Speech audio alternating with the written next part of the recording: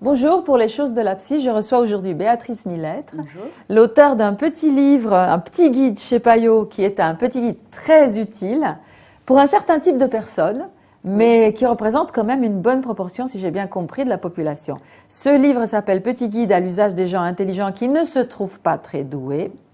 Et vous dites que dans la plupart des cas, c'est pas toujours le fait, mais dans la plupart des cas, c'est souvent des gens qui sont ce qu'on appelle hémisphère droit, Oui. à partir donc de cette grande découverte dont vous allez nous parler, qui fait que l'humanité est partagée en deux. Il y a les hémisphères droits et les hémisphères gauche. Oui. Alors, quand est-ce que cette découverte a été faite et qu'est-ce qu'elle suppose? Alors, ça a été découvert dans les années 80 par un monsieur qui s'appelait Monsieur Sperry, qui était prix Nobel de médecine, donc c'est pas n'importe quoi quand même, où il s'est rendu compte par des travaux sur l'épilepsie que les deux hémisphères présentaient pas les mêmes caractéristiques. D'ailleurs, il avait coupé les deux hémisphères et on s'est rendu compte à ce moment-là que ça faisait des gens un peu différents selon les cas. Donc là, on s'est rendu compte que les deux hémisphères étaient spécialisés. Et aujourd'hui, ça fait plus aucun doute, on le sait bien. On sait le centre du langage trouve à gauche, les émotions plutôt à droite. Donc ça, c'est un fait, c'est avéré. Alors, les deux hémisphères communiquent. Évidemment, les deux hémisphères communiquent et si on pouvait fonctionner sans un des deux hémisphères, je crois que ça se saurait. Sinon, là, on est un peu à Sainte-Anne où quand il y a un petit trou, ça va pas bien. Donc non, on a besoin des deux. Voilà. Et les deux sont complémentaires, travaillent en permanence ensemble. Sauf que nous, on parle de préférence hémisphérique. C'est-à-dire qu'il y a des moments, pour certains types certains types de tâches, vous allez utiliser préférentiellement l'hémisphère qui vous correspond le plus, ou sur lequel vous avez plus d'affinité ou de facilité. Chacun est plus de l'un ou de l'autre. Plus de l'un ou de l'autre, mais n'est certainement pas l'un ou l'autre. C'est toujours un raccourci de pensée qu'on utilise parce que, voilà, on est en abrégé. Ouais. Moi, j'aime bien l'image de la main droite et de la main gauche. Je suis droitière, mais ma main gauche, elle existe. Et je m'en sers tout le temps. Sauf qu'il y a des tâches que je vais faire plus avec ma main droite qu'avec ma main gauche, ou plus facilement, ou que je vais préférer faire avec ma main droite quand j'ai le choix. Quand j'ai pas le choix, je prendrai l'autre. Donc on a les deux. Oui, vous êtes docteur en psychologie, vous êtes spécialiste de sciences cognitives et vous êtes psychothérapeute. C'est-à-dire que dans votre cabinet, vous recevez beaucoup de gens qui ont un problème. Alors, ils arrivent et ils disent « je suis bête ». Je suis bête, je suis fou, je suis pas normal, ça va pas, il y a un truc. Vraiment, il y en a, ils me disent « je suis fou ». Je viens voir ce que je suis fou. Et au final, quand on décortique un peu, c'est vrai qu'ils peuvent présenter des pathologies, bien sûr, comme tout le monde, mais un tiers à la moitié des gens que je reçois, et les collègues, quand ils sont un peu au courant aussi, c'est la même chose, sont des hémisphères droits. Des hémisphères droits, c'est-à-dire des gens donc, qui seraient dans la minorité. Alors cette minorité représente... Certaines études ont dit jusqu'à 30%, on ne sait pas exactement. Donc d'autres études disaient 10, 15, voilà, on ne sait pas. On ne sait pas très bien. Enfin, il y a une minorité de gens dans l'humanité qui fonctionneraient plus sur la base de l'hémisphère droit, qui est l'hémisphère plus de l'intuition globale. Oui, mais ça veut dire que c'est un raisonnement intuitif, on va dire. C'est pas une vue de l'esprit, un parapsychologie ou ce qu'on veut. Ça veut dire que quand on est hémisphère gauche, on met un pied devant l'autre, on a un raisonnement séquentiel. C'est les gens rationnels au sens... de la logique mathématique, du premier élément on déduit le deuxième, le troisième, on arrive au résultat. Les intuitifs, ils ont tout en parallèle. Ils voient tout en même temps. S'ils voient tout en même temps, ils peuvent par définition pas verbaliser les choses, parce que la parole c'est séquentiel, donc on peut pas dire deux mots en même temps. Donc ils n'ont pas conscience finalement des nœuds de leur raisonnement, et ça leur donne une intuition, une évidence. Et d'une certaine façon, ils voient plus juste, d'une certaine façon. C'est parce qu'ils ne sont pas tellement enfermés dans un petit raisonnement qui est forcément réduit, forcément limité. Ils voient le big picture, comment dire, dans le grand tableau. Le grand angle. Voilà. Et donc, ils voient tout. Et comme ils voient tout, ils sont quand même capables de mieux comprendre ce qu'il en est. C'est vrai. Et donc, finalement, ce qu'ils font, c'est qu'ils arrivent à des résultats et ils ne savent pas comment. Ils savent pas comment. C'est le coup du gamin à l'école qui vous donne le résultat et l'institut lui dit « t'as copié sur ton voisin ». Alors qu'il n'a pas copié, c'est juste, il a le résultat, mais il ne sait pas comment. Et ça, on peut apprendre. J'avais un ado au bureau, il était premier en maths, en terminale quand même, il passait en prépa. Il avait le résultat, dès qu'il voyait l'énoncé, il mettait quelques lignes plus bas son résultat. Puis ensuite, il déroulait son raisonnement comme on lui avait appris à faire. Donc c'est en fait vous lui apprenez en fait à dérouler le raisonnement parce que nous vivons dans une société où il faut dire d'où on sort ses idées, comment on est arrivé à telle conclusion.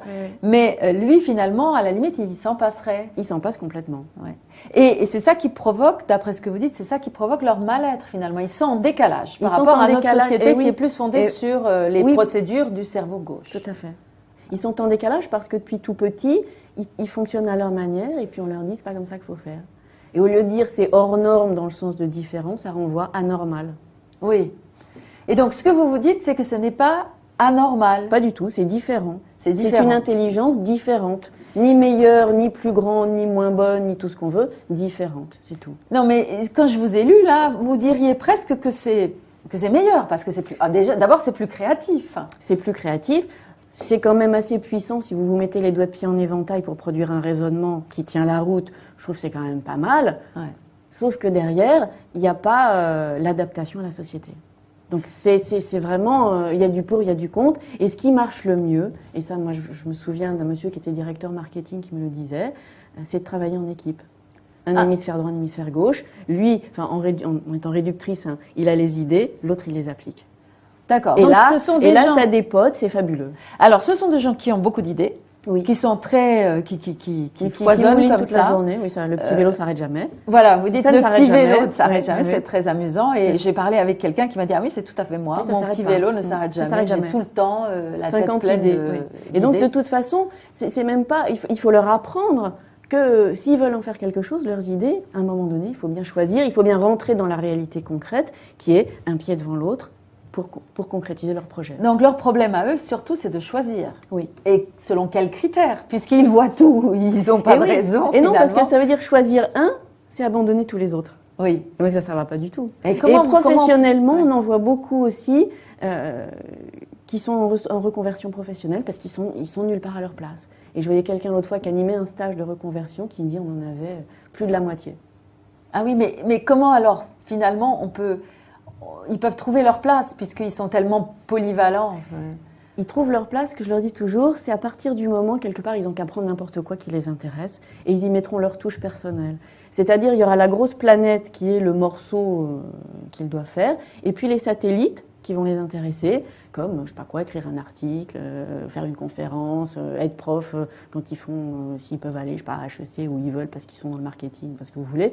Donc d'avoir des activités complémentaires qui s'appuient sur le noyau dur de leur métier, mais dont ils vont faire autre chose. Et à ce moment-là, ils peuvent inverser un petit peu, c'est les vases communicants, il y a un qui devient plus présent à un moment, un autre à un autre moment. Et là, ils ont finalement, ils peuvent enrichir eux-mêmes leur métier, et ça convient mieux. Oui. Et vous dites aussi que cette découverte qui a été faite, donc qui est très importante sur comment fonctionne finalement la rationalité humaine, on n'en a pas fait grand-chose. C'est-à-dire, on a découvert qu'il y avait quelque chose comme ça dans notre façon d'être, dans notre psychisme, dans notre cerveau, et puis on ne l'applique pas. Et pourquoi est-ce qu'on ne l'applique pas d'après vous? J'en sais rien. Je n'en sais rien, je ne peux pas vous répondre, je ne sais pas. Parce que ce n'est pas des cerveaux droits qui s'en sont occupés. Peut-être des cerveaux droits qui ne savaient pas réaliser. Peut-être aussi, je ne sais pas vous dire, parce que tout le monde me dit, ça existe, les cerveaux droits, les cerveaux gauches, tout le monde sait ça, est-ce que vraiment ça existe? Est-ce que ce n'est pas une théorie passée à la poubelle? Et puis vous voyez les recruteurs, les cabinets d'outplacement, vous disent, oui, nous on a un test, on les voit, les cerveaux droits, les cerveaux gauches. Je dis, qu'est-ce que vous faites après? Pour les aider, les accompagner? Rien du tout. Rien du tout. Il ne se passe rien. À l'école, il ne se passe rien. Et à l'école, je pense qu'à l'école, une bonne partie des échecs d'enfants doivent correspondre à cette mauvaise adaptation, quoi. Oui. Et ça pourrait être une bonne chose que d'apprendre aux professeurs de détecter les cerveaux droits. Ça pourrait être un peu indispensable. Aux États-Unis, ils sont en train de mettre au point un système pour un peu, pas à deux vitesses, mais tenant compte des deux manières de fonctionner. Et les cerveaux droits sont aussi des gens qui ont tendance, parce que justement, ils ont beaucoup d'idées, ils savent qu'ils sont intelligents, mais qu'ils arrivent à rien. Ils savent pas qu'ils sont intelligents. Justement. Ah, ils savent pas qu'ils sont intelligents. Ils savent pas. Parce que justement, ils n'arrivent à rien. Donc ils pensent qu'ils sont bêtes. Mais toutes ces idées qu'ils ont, ils les mettent sur le compte de quoi? De rien. De rien. Ça, ils y pensent même pas. Et pour eux, tout le monde fonctionne comme ça. Ah oui. Ils n'ont pas l'idée, pas plus que les cerveaux gauches n'ont l'idée que les hémisphères droits fonctionnent autrement. Donc les cerveaux droits n'ont pas l'idée que ça pourrait être autrement. Et quand vous leur faites lire les caractéristiques, ils vous disent, ben oui, c'est moi, mais c'est tout le monde. Eh non, c'est pas tout le monde. Ah oui. Enfin ça, c'est normal. Hein, on voit chacun. Et donc, en thérapie, vous, finalement, en thérapie, en coaching, vous aidez ces personnes à apprendre des procédures du cerveau gauche pour être plus adaptées à la société. Mais est-ce qu'il vous arrive d'avoir des gens qui sont cerveau gauche et qui disent « Ah, je voudrais bien un peu de créativité, comment faire, oui, docteur ?» on trouve des ateliers de décoincement du cerveau droit sur Internet. Moi, je trouve ça très rigolo. Décoincement du cerveau droit. Décoincement du cerveau droit, oui, tout à fait. Et on a, aux États-Unis, c'était le conseiller d'Al Gore qui vient de publier un livre. Il dit « Moi, je suis cerveau gauche. » Et la société économique de demain sera plutôt celle des cerveaux droits parce que multitâche, créatif, enfin bon, voilà, ce que vous voulez. Oui, tout ce qui va dans le sens d'une vision synthétique, en morceaux, voilà, pas tranchée, comme ça. Et donc lui, son livre, c'est de dire, voilà, vous êtes hémisphère gauche, apprenez à fonctionner, à tirer parti aussi de votre hémisphère droit et à devenir un peu créatif, un peu ouvrez un peu les antennes, etc., etc. Et c'est faisable. On peut apprendre. Bien sûr, c'est faisable puisque nos deux hémisphères travaillent en permanence ensemble. Donc c'est pas l'un ou l'autre. Encore une fois, ils collaborent. C'est vraiment l'histoire de la main droite, la main gauche. Si j'ai un bras dans le plâtre, moi je suis droitière, ben, je vais apprendre à écrire de ma main gauche. Ouais. Ça sera plus difficile et si j'ai le choix, je le fais pas. Mais donc, si j'ai pas le choix, je le fais. Finalement, ce que vous conseillez beaucoup, je crois, aux gens, aux adultes qui sont cerveau droit, c'est de trouver quelqu'un, un cerveau gauche avec qui ils s'entendent et de faire équipe. Oui, ça marche bien. Et c'est bien pour le cerveau gauche aussi. Bien sûr. C'est parce que l'équipe, là, elle marche tout de suite. Et quel que soit le... Enfin, il faut qu'ils se mettent d'accord. Il faut qu'ils puissent s'entendre, il faut qu'ils puissent croire l'un à l'autre que ça peut aller, il faut qu'ils s'entendent tout simplement. Mais une fois qu'ils s'entendent, ça marche très très bien. Bon, alors donc pour tous ceux qui sont intelligents mais qui ont un doute, qui se trouvent pas très doués mais qui ont beaucoup d'idées, donc ça c'est déjà un premier indice. Avoir beaucoup d'idées, se sentir un peu mal dans sa peau. Oui. Et des idées qui tombent de la tête. Des idées qui tombent de la tête, avoir toujours le petit vélo dans la tête qui fonctionne. Ça veut pas dire que vous êtes bête, ça veut dire que vous êtes intelligent différemment. Béatrice Millettre. Merci Béatrice. Merci à vous. Au revoir. Au revoir.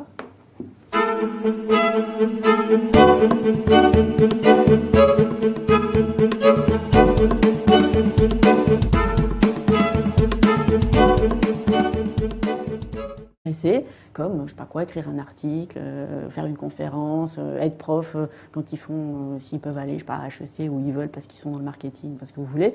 Donc d'avoir des activités complémentaires qui s'appuient sur le noyau dur de leur métier, mais dont ils vont faire autre chose.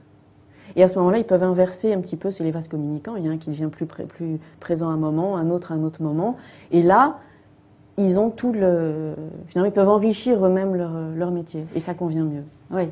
Et vous dites aussi que cette découverte qui a été faite, donc qui est très importante sur comment fonctionne finalement la rationalité humaine, on n'en a pas fait grand-chose. C'est-à-dire, on a découvert qu'il y avait quelque chose comme ça dans notre façon d'être, dans notre psychisme, dans notre cerveau. Et puis, on ne l'applique pas. Et pourquoi est-ce qu'on ne l'applique pas d'après vous ? J'en sais rien. Je n'en sais rien. Je ne peux pas vous répondre. Je ne sais pas. Parce que ce n'est pas des cerveaux droits qui s'en sont occupés. Peut-être des cerveaux droits qui ne savaient pas réaliser. Peut-être aussi. Je ne sais pas vous dire parce que tout le monde me dit ça existe, les cerveaux droits, les cerveaux gauches. Tout le monde sait ça. Est-ce que vraiment ça existe ? Est-ce que c'est pas une théorie passée à la poubelle ? Et puis vous voyez les recruteurs, les cabinets d'outplacement vous disent oui, nous on a un test, on les voit, les cerveaux droits, les cerveaux gauches. Je dis qu'est-ce que vous faites après ? Pour les aider, les accompagner ? Rien du tout. Rien du tout. Il ne se passe rien.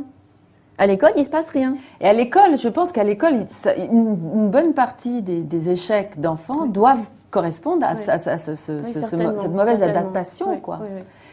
Et ça pourrait être une bonne chose que d'apprendre aux professeurs de détecter les cerveaux droits. Ça pourrait être un peu indispensable. Aux États-Unis, ils sont en train de mettre au point un système pour un peu, pas à deux vitesses, mais tenant compte des deux manières de fonctionner.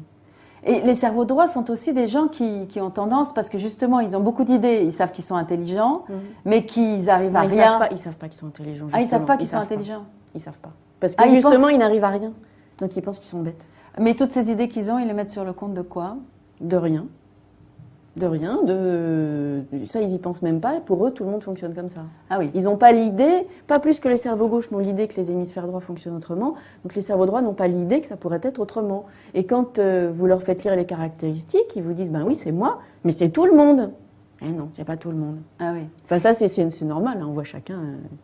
Et donc en thérapie, vous finalement, en thérapie, en coaching, vous aidez ces personnes à apprendre des procédures du cerveau gauche pour être plus adaptés à la société.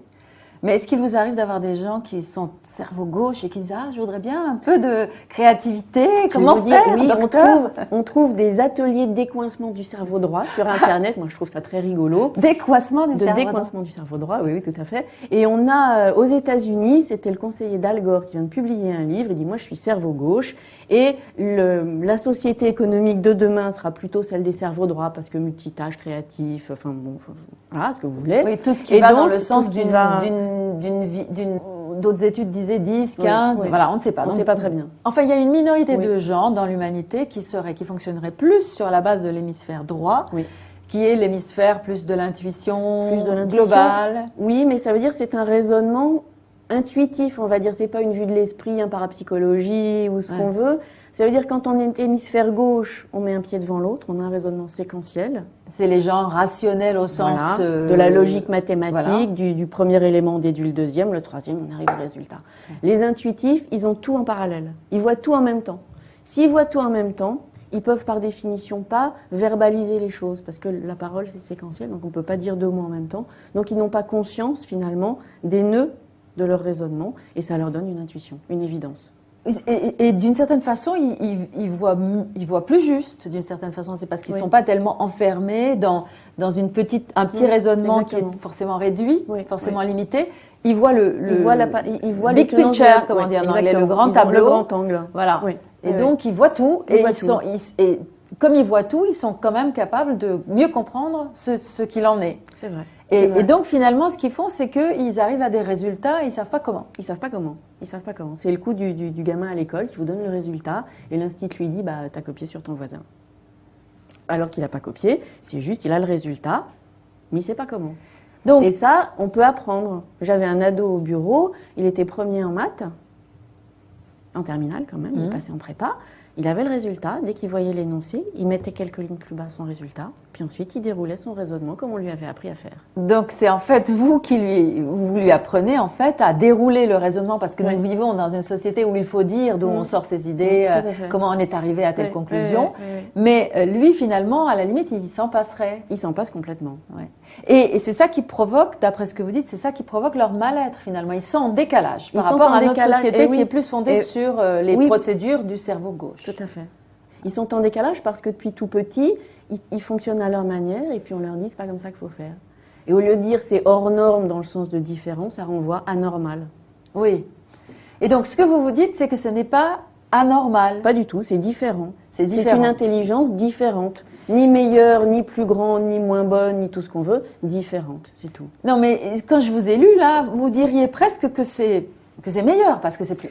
d'abord, c'est plus créatif. C'est plus créatif. C'est quand même assez puissant si vous vous mettez les doigts de pied en éventail pour produire un raisonnement qui tient la route. Je trouve que c'est quand même pas mal. Sauf que derrière, il n'y a pas l'adaptation à la société. Donc c'est vraiment, il y a du pour, il y a du contre. Et ce qui marche le mieux, et ça moi je me souviens d'un monsieur qui était directeur marketing qui me le disait, c'est de travailler en équipe. Un hémisphère droit, un hémisphère gauche. Lui, enfin en étant réductrice, il allait... Donc là, on s'est rendu compte que les deux hémisphères étaient spécialisés. Et aujourd'hui, ça fait plus aucun doute, on le sait bien. On sait le centre du langage trouve à gauche, les émotions plutôt à droite. Donc ça c'est un fait, c'est avéré. Alors les deux hémisphères communiquent. Hein, évidemment, les deux hémisphères communiquent et si on pouvait fonctionner sans un des deux hémisphères, je crois que ça se saurait. Sinon là, on est un peu à Sainte-Anne où quand il y a un petit trou, ça va pas bien. Donc non, on a besoin des deux. Voilà. Et les deux sont complémentaires, travaillent en permanence ensemble. Sauf que nous, on parle de préférence hémisphérique. C'est-à-dire qu'il y a des moments, pour certains types de tâches, vous allez utiliser préférentiellement l'hémisphère qui vous correspond le plus, ou sur lequel vous avez plus d'affinité ou de facilité. Chacun est plus de l'un ou de l'autre. Plus de l'un ou de l'autre, mais n'est certainement pas l'un ou l'autre. C'est toujours un raccourci de pensée qu'on utilise parce que, voilà, on est en abrégé. Moi, j'aime bien l'image de la main droite et de la main gauche. Je suis droitière, mais ma main gauche, elle existe. Et je m'en sers tout le temps.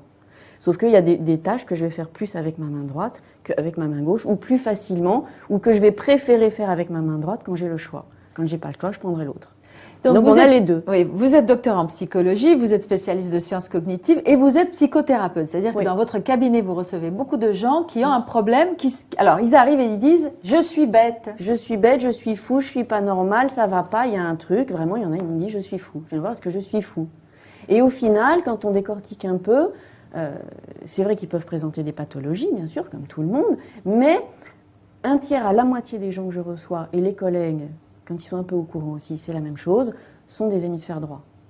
Des hémisphères droits, c'est-à-dire des gens donc, qui seraient dans la minorité. Alors Oui. cette minorité représente... Certaines études ont dit jusqu'à 30%, on ne sait pas exactement. Donc d'autres études disaient 10, 15, oui. Voilà, on ne sait pas. On ne sait pas très bien. Enfin, il y a une minorité de gens dans l'humanité qui fonctionneraient plus sur la base de l'hémisphère droit, qui est l'hémisphère plus de l'intuition globale. Oui, mais ça veut dire que c'est un raisonnement intuitif, on va dire. C'est pas une vue de l'esprit, un parapsychologie ou ce qu'on veut. Ça veut dire que quand on est hémisphère gauche, on met un pied devant l'autre, on a un raisonnement séquentiel. C'est les gens rationnels au sens... de la logique mathématique, du premier élément on déduit le deuxième, le troisième on arrive au résultat. Les intuitifs, ils ont tout en parallèle. Ils voient tout en même temps.